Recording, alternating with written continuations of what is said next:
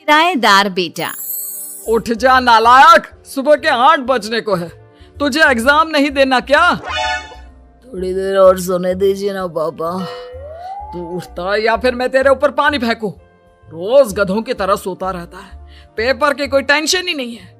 और एक हमारा समय था जब हम पेपर में फेल होने के डर से रात भर पढ़ा करते थे, सो ही नहीं पाते थे। तो क्या अब आप उसका बदला मुझसे लेंगे? मैं 15 मिनट बाद उठ जाऊंगा, आप प्लीज जाइए, मुझे डिस्टर्ब मत कीजिए। इतना कहकर रौनक रजाई ढककर फिर से सो जाता है। तू ऐसा नहीं मानेगा, रुक मैं अभी पानी लेकर आता हूँ। बस फिर क्या था, इतना कहकर वो भागते हुए बाथरूम में जाते हैं और पानी की एक बड़ी सी बाल्टी लाकर रौनक के ऊपर फेंक देते हैं। पानी पड़ते ही रौनक झट से उठ जाता है।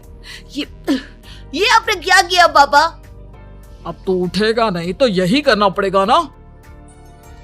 वैसे थैंक्स डैड, आपके कारण ना अब मुझे नहाने की भी जरूरत नहीं पड़ेगी।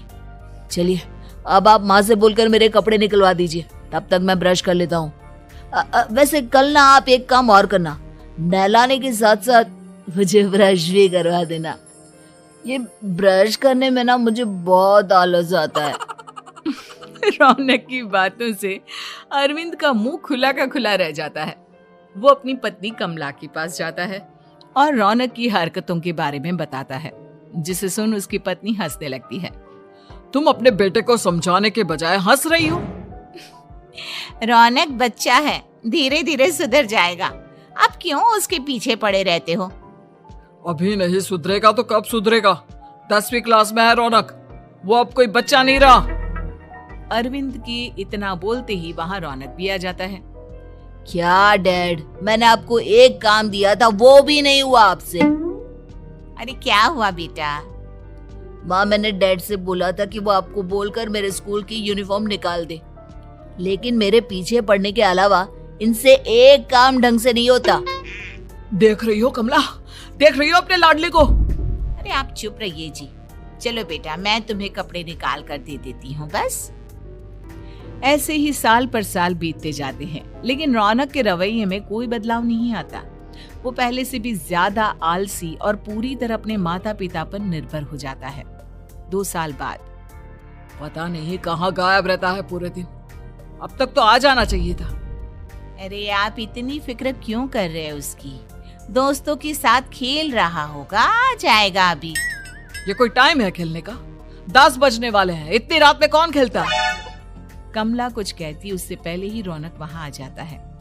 मम्मी जल्दी से खाना लगा दो, बहुत भूख लग रही है। तुम्हें तब तक खाना नहीं मिलेगा जब तक तुम बता नहीं देते कि इतनी रात गए कहाँ से आ रहे हो। ओ प्लीज डैड, अब आप एसी पे प्रद्युमन बनकर मेरे सर पर बंदूक लेकर मत बैठ जाना। अपनी फालतू की बकवास बंद कर और बता कहाँ से आ रहा है। माँ अब समझाइए ना डैड को। बता देना बेटा, इनको भी तसल्ली हो जाएगी। आप बोल रही हैं तो बता देता हूँ, मैं दोस्तों के साथ मूवी देखने गया था, इसलिए देर हो गई। तो इन सब चीजों में मेरे पैसे उड़ाता है। कभी 1 रुपया कमाने के बारे में सोचा है तूने? जब देखो हवा की तरह पैसे उड़ाता रहता है। माँ अब आप इन्हें चुप करा दीजिए, वरना ना मुझे गुस्सा आ जाएगा। अच्छा क्या कर लेगा? बता ना क्या कर लेगा तू? वैसे बात तो ठीक ही है, मैं कर ही क्या सकता हूँ। पैसे तो फिर भी मैं आपसे ही मांगूंगा ना। चलिए अब ये सब बात छोड़िए और मम्मी मेरे लिए खाना लगा दीजिए। अभी लगा देती हूँ बेटा। मैं बता रहा हूँ कमला, एक दिन ये ऐसे ही बिगड़ जाएगा। ओफो, आप क्यों इतना पीछे पड़े रहते हो मेरे बच्चे के? बात की बात में देखेंगे, अभी आप शांति से उसे खाना खाने देंगे। अगले दिन डैडी मुझे 10,000 रुपए चाहिए। हाँ? अब इतने पैसे क्यों चाहिए तुझे? डैड अब बिना सवाल किए कभी पैसे नहीं दे सकते क्या? जब तक तू बताएगा नहीं तुझे पैसे भी नहीं मिलेंगे। अरे अब आप अपने बेटे को पैसे भी नहीं दे सकते? नालायक, तेरी उम्र के लोग नौकरी करते हैं और एक तू है जो नौकरी करने का नाम ही नहीं लेता कभी।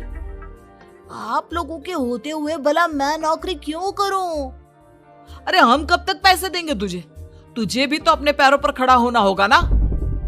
कौन सा उधार के पैरों पर खड़ा हूं? अपने ही तो पैरों पर खड़ा हूं मैं। इसी तरह रौनक दिन प्रतिदिन लापरवाह होता जाता है। उसकी लापरवाही को देखते हुए अरविंद और कमला अपने बेटे की शादी कराने का फैसला लेते हैं और 1 महीने के अंदर अंदर ही रौनक की शादी मेघा नाम की लड़की से करा देते हैं। शादी के कुछ दिन बाद, रौनक, मुझे एक अच्छी सी साड़ी चाहिए, आप ला दोगे ना? हाँ, क्यों नहीं। कितने तक की आती है साड़ी? यही करीब 5,000 तक की। तुम चिंता मत करो, मैं आज ही डैडी से पैसे मांगकर तुम्हारे लिए साड़ी ले आऊंगा। आप कब तक ऐसे ही अपने पापा से पैसे मांगते रहेंगी? कोई अच्छी सी नौकरी क्यों नहीं कर लेते आप? अरे डैड के होते हुए मुझे नौकरी करने की जरूरत ही क्या है? पर आप ऐसे कब तक उनसे पैसे मांगते रहेंगे? कुछ आपको अपने दम पर भी तो करना होगा ना। अब तुम भी बाकी लोगों की तरह मुझे ज्ञान देना शुरू मत कर देना। साड़ी चाहिए ना तुम्हें, मिल जाएगी बस। इतना कहकर रौनक अपने पिता से पैसे मांगने चला जाता है। डैडी, मुझे 5,000 रुपया चाहिए। अब 5,000 क्यों चाहिए तुझे? वो मेघा को साड़ी चाहिए थी। अरविंद आगे बिना कुछ कहे चुपचाप उसे पैसे निकाल कर दे देता है। कुछ दिन बाद, तुम्हें नहीं लगता कमला, रौनक हम पर पहले से भी ज्यादा डिपेंड हो गया है? मुझे तो अब उसके भविष्य की चिंता होने लगी है। कल को हमें कुछ हो गया तो वो क्या करेगा? काश तुमने पहले ये सोच लिया होता तो आज हमारा बेटा इतना लापरवाह नहीं होता। तब मुझे कहाँ पता था कि मेरा लाड प्यार उसे इतना बिगाड़ देगा कि वो इस हद तक लापरवाह बन जाएगा। कोई बात नहीं, अभी भी देर नहीं हुई। मुझे पता है उसे कैसे सुधारा जा सकता है। कैसे? अरविंद कुछ कहता उससे पहले रौनक वहां आ जाता है और पैसों के लिए हाथ फैलाने लगता है। डैड, मैं और मेघा बाहर घूमने जाना चाहते हैं। अरे वाह, ये आज सूरज कहाँ से निकला है? Dad please. अच्छा चलो अब मुद्दे की बात करो। मुझे अब 25,000 चाहिए। अब तुम्हें 1 रुपया भी नहीं मिलने वाला। अगर तुम्हें पैसों की इतनी ही जरूरत है तो कोई ढंग की नौकरी कर लो। मम्मी, आप कुछ कहिए ना डैड को। बेटा, वो गलत क्या बोल रहे हैं? ये सब हम तेरे भले के लिए ही तो कर रहे हैं। मम्मा, मैंने बताया ना आपको, मुझे नहीं करनी कोई जॉब वॉब। तो ठीक है, निकल जाओ हमारे घर से। तुम्हारे जैसे लोगों के लिए मैंने ये घर खड़ा नहीं किया है। जितना ये घर आपका है ना, उतना ही मेरा भी है। मैं कहीं नहीं जाने वाला। जाना तो पड़ेगा ही तुझे, क्योंकि अब मैं तेरा कोई भी खर्चा नहीं उठाने वाला। ठीक है, मत उठाइए मेरा खर्चा, मैं अपने दम पर भी जी सकता हूँ। तो बेशर्मों की तरह अब तक यहाँ क्यों खड़ा है? अपना सामान ले और निकल जाए यहाँ से। रौनक पैर पटकते हुए वहां से चला जाता है। घर से निकालना जरूरी है क्या उसे? बिना पैसों के कौन रखेगा उसे किराए पर? अगर उसका भविष्य सुधारना है तो हमें अपने दिल पर पत्थर रखकर ये कदम उठाना ही होगा।